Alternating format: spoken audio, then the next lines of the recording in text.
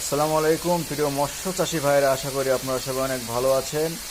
আজকে রাজন ভাই একটা একক কালেকশন দেখাবে ভাইজান। এতদিন আপনারা মিশ্র কালেকশন দেখে আসছেন, আজকে দেখাবে একক কালেকশন। এই শীতেরই মাছ, সেই সম্পর্কে একটু বিস্তারিত আলোচনা হবে।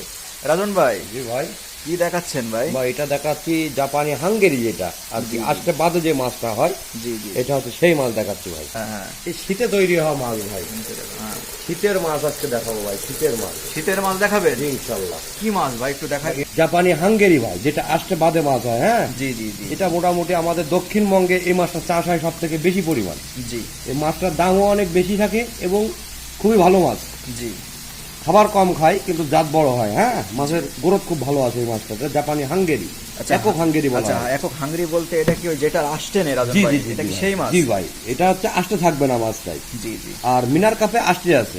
জি, তো আসলে এটা এটা বলা হয় একক হাঙ্গেরি, আষ্টে বাদে যে মাছটা। ইনশাল্লাহ যোগাযোগ করবেন ডিসপ্লের উপরে দেওয়া নাম্বারে, মাছ চলে যাবে একেবারে পুকুর পাড়ে ইনশাআল্লাহ।